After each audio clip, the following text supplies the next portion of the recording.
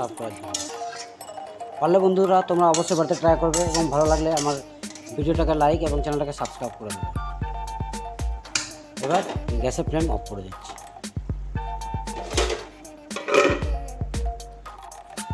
Good morning বন্ধুরা, আজকে তোমাদের সাথে পটল পোস্ত একটা রেসিপি শেয়ার করতে চলেছি।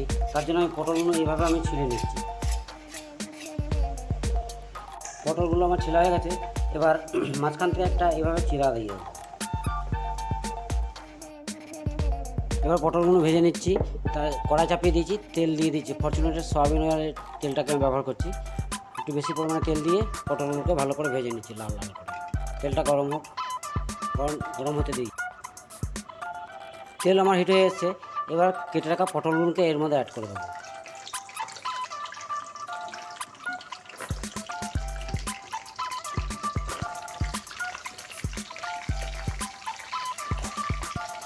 পটলগুলোকে ভালো করে লাল লাল করে ভেজে নেব।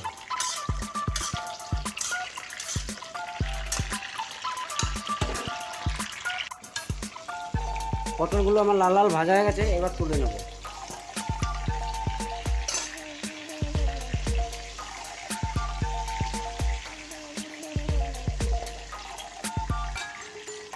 পটল পোস্তর জন্য আমি নিয়েছি পোস্ত, নিয়েছি কালো সর্ষে, নিয়েছি আর সাদা সর্ষে।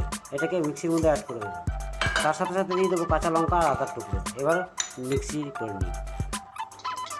পটল পোস্তর জন্য তেল আমার গরম হয়ে গেছে। তেলটা ভাজা তেলেই ভাজছি, যেহেতু আমি পটল ভেজেছি।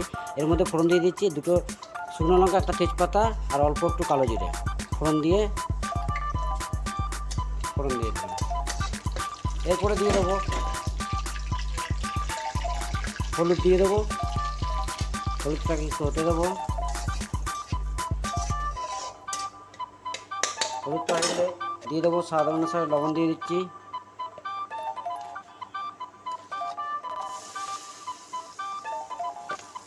আর দিয়ে দেবো অল্প একটু চিনি।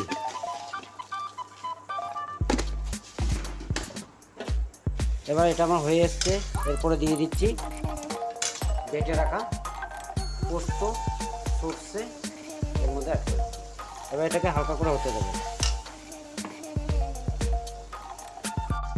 ভালো করে কষিয়ে নেব মশলাটাকে। কালারের জন্য দিয়ে দিচ্ছি কাশ্মীরি গুঁড়ো লঙ্কা হাফ চামচের মতো।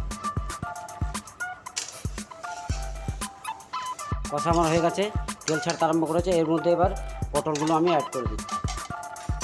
ভেজে রাখা পটলগুলো এর মধ্যে অ্যাড করে দিচ্ছি। এবার একটু নাড়তে থাকবো।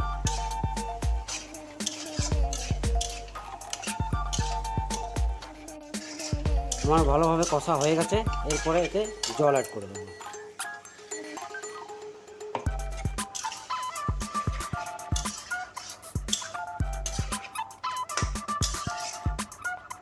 আর অল্প একটু জল অ্যাড করে দেবো এর মধ্যে। জল দেওয়া হয়ে গেছে। এরপর আমি এটাকে একবার ঢেকে দেবো 5 মিনিটের জন্য।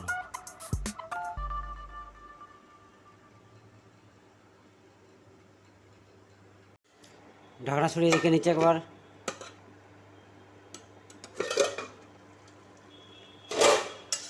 ফাইনালি আমার পটল পোস্ত রেডি সার্ভ করার জন্য। পারলে বন্ধুরা তোমরা অবশ্যই বাড়িতে ট্রাই করবে এবং ভালো লাগলে আমার ভিডিওটাকে লাইক এবং চ্যানেলটাকে সাবস্ক্রাইব করে দেবে। এবার গ্যাসের ফ্লেম অফ করে দিচ্ছি।